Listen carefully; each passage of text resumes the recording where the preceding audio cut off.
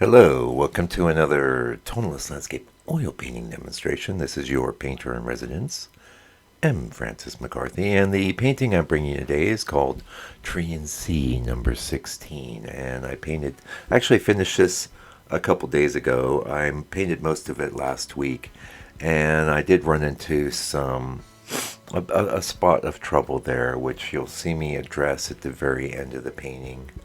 At the end of the video, which would be, of course, the end of the painting session. I'm working on a board. It's some hardboard, and it's been prepped with two coats of house paint. It's been tinted to approximate burnt sienna. It's a really nice surface to work on. It can be a little slick though, so I've learned to maybe sand it down a little bit. So if you sand it too much, of course, you'll lose all your protection from having the coating. You don't want to paint on raw wood because that will become absorbed over time. Oil paint will become absorbed. So you got to have some kind of buffer, and the house paint's been working out real well. A lot of times I've worked on hardboard with just a couple layers of transparent gesso, and that works great too. When I want to work on the actual color, though, I don't think you can beat this. And the reason I like the house paint solution is that in the past, when I'd want to work on something like this, I have a set of acrylic paints, and I go with the Interactive brand. They're high quality paints, but it takes a good amount of acrylic paint to cover a board, and I think the house paint's a way better value. It covers easily. It goes on very easily. One of the other issues with the acrylic is if you don't blend it in exactly right, you'll get these blotches or splotches of where pigment hasn't been, completely mixed, things like that. Pardon me, I'm going to sniffle here. And pardon this microphone. My normal headset is giving me a lot of interference, and this is actually my third attempt at doing this video. It's like a crackly sound. It's just I've been using that headphone for years, so I have no idea what's going on with it. But yeah, no, it's a bit of a bummer. Because this one I've got to speak into this, and hopefully I think this audio will be okay. Yeah. So you can see I'm doing my drawing now. The color I'm doing my underpainting with is some burnt umber, and it's been augmented with a heap and helping of alizarin crimson, no question, and maybe a little smidge of perylene or maybe ivory black as well. Lately, if I'm working on this red tone, I really like to work with sort of a more reddish kind of a burnt umbery color. The burnt umber has some red in it, but it's I don't know. It feels good to play up that red, and which kind of ties into maybe one of the things I want to talk about, which is imagination. If you have an idea in your head, like I like to paint with red paint on a red board, you follow that. That way leads your destiny as an artist, at least for now. Into the foreseeable future until you feel like doing something else. That said, I'm not a big believer in changing direction over and over constantly. So this reminds me of I've been messing around with cooking. Well, I'm always doing cooking, but I've been watching a lot of cooking videos, and there's a guy who was, breaking myths, and one of the myths that he was trying to undo was that, like, if you're trying to sear a steak, he's like, don't move it.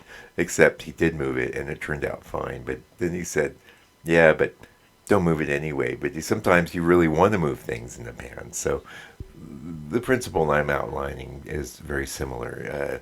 Yeah, stick with what you're doing unless you really feel strongly that it's time to change direction. Or maybe you get an idea, like maybe this will work or that'll work.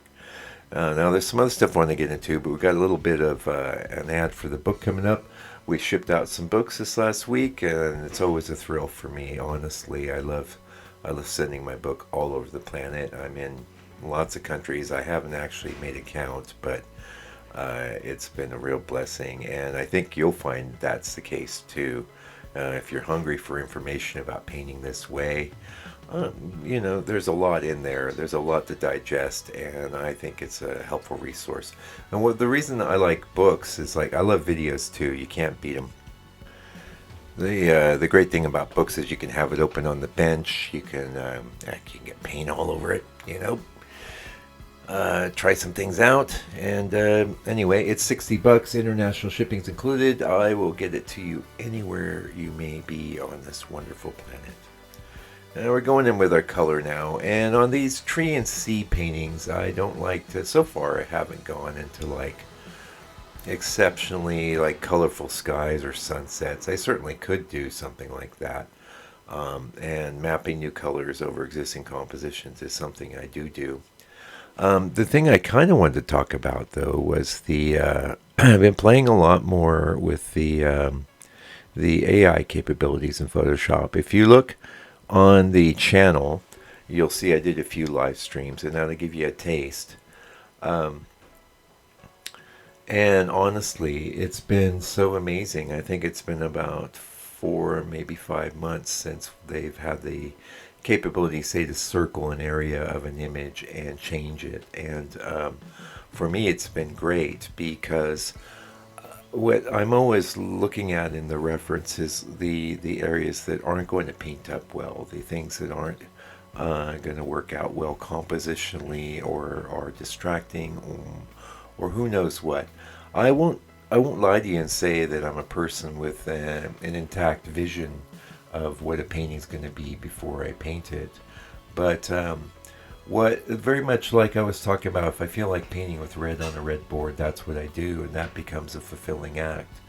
The same thing goes if I look at a tree and I go, that tree is really cool. I think I can make a painting from that, or this scene is really cool, or I like this composition of this grouping of trees, or this road, or whatever it is that sparks my imagination. With that as my impetus, but in most any reference image, there are exceptions, but most of them are going to have good and bad things about them that are going to either work well in a painted composition, or be the kiss of death. And a lot of times, like I won't talk too much about it now because we're going to get to this part of the painting, but this painting had an issue like that, and we'll talk about that when it comes up. But very much had solved most of the compositional issues.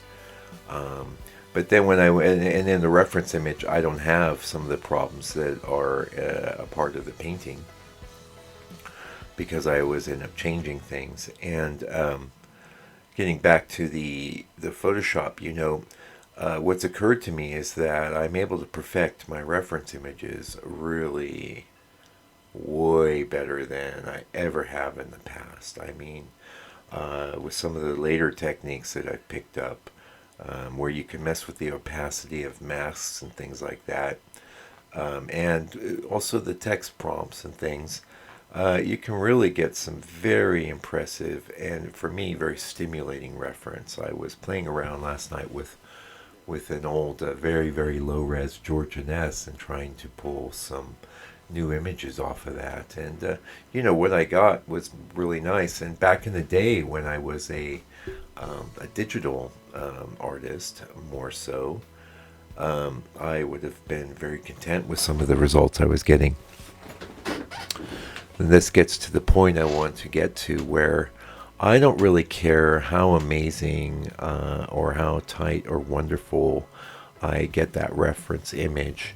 I'm not interested in digital images. I want to make that clear. I think a lot of people jump to that sort of conclusion when they see me messing around, and in some cases messing around for over an hour with an image. That digital reference image, it never leaves the realm of reference in my mind. To me, it's all about closing. It's all about the painting. It's all about feeding into the painting. So, and this is, a lot of you are painters and artists. I don't know how many of you were commercial artists. I was a commercial illustrator. I worked for 13 years making all kinds of art, for all kinds of stuff.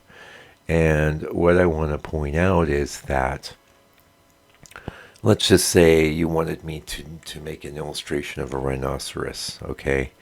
Well, the first thing I'm going to do is start looking for some good reference. I could draw you some kind of rhinoceros out of my head, but it's going to be pretty lame, pretty bad. It's going to be an icon of a rhinoceros. It's going to be an archetype. And if I get some time in this video, I want to talk about archetypes too, but we may save that for another video. Anyway, the principle that I'm headed towards here is that if you said, hey Mike, you got 2 days to illustrate this rhinoceros, I might spend half a day looking for a great photo of a rhinoceros. And not that I'm going to slavishly ape that photo or copy it exactly, but the better that photo reference is, the better my illustration will be. Now, I'm not an illustrator now, I'm a fine artist, but these principles are still very true. If you are trying to make a great painting from a lame or weird piece of reference, maybe you'll pull it off. Maybe. It can happen. I have actually done it. But it's not easy. It's really not. It's way better to make a great painting from a real stimulating photo, and this is one of the reasons why I love the ability to modify and change things in my reference images so that they can feed that painting process, so the painting can be better, way better actually. I mean, so many times, say I've got a scene and I want a path or a road in it, when I think, well, I could just fake something. Well, you know, if the painting's small enough, it's a little 3-inch painting, maybe it wouldn't be that bad if I just kind of squiggle a little path in there. You go, oh, that looks fine. It's an icon of a path, though. It's an archetype. Now, in a sense, everything we do in a painting is an icon or an archetype. You know, we're not actually creating realism here. We're trying to get the substance or the feeling of the thing across, and have it, in the case of landscape painting, have it be recognizable, you know. Anyway, check out some of those live videos, and there's a lot of promise with this. We can use this technology to help us create better art. Okay, now you could say, well, but I want to create my art without any help. You know, well, that's true. Then maybe what you should do is buy yourself a really good pair of hiking boots and get out in nature and find those scenes. And the plein air route is a really a valid approach. It's not for me though. Where I live, the plein air thing isn't that great because we got rain and sun and everything going on, usually because it's an island here. It's not really consistent weather-wise. I really don't like how I'll go out and set up and then the light's changing, the rain's coming in, etc. But what is good about the plein air thing is that you're getting the true colors of nature instead of the fake colors that are in photos. You are apprehending the composition. You're getting the true aerial feel. There's so many pluses, right? What I do is, in many ways, a workaround. But the manipulation of the reference becomes a huge part of the process, because it's like I started painting before I even got to the painting. I had a path. In this case, when I manipulated this, I probably would have added that white water. I would have, I don't even know if this original tree had an ocean in the background. I suspect it did not. Lately, what I've been doing is just pulling up my folder of images with super cool trees, because this is an archetypal sort of scene that I'm into. It's the Tree and Sea series, right? You got a nice, really cool tree. It's usually, in fact, it's always some sort of evergreen type, cypress, and it's right next to the ocean. We got a little bit of a diagonal for some cliff, and I'm working this archetype because it's my archetype, you know. Anyway, pretty close to the end of the video. Hopefully this audio sounds real good, and I really hope my headset starts working. I have no idea what's wrong with that, but I prefer it. But I'll soldier on. I'll get you videos either way. And until I come back with another video for your hopefully for your edification and hopefully for your education and enjoyment, do me a favor, do me a solid. Take good care of yourself, your family, all your loved ones. Keep on painting and stay out of trouble. God bless you and your family. Fight the power.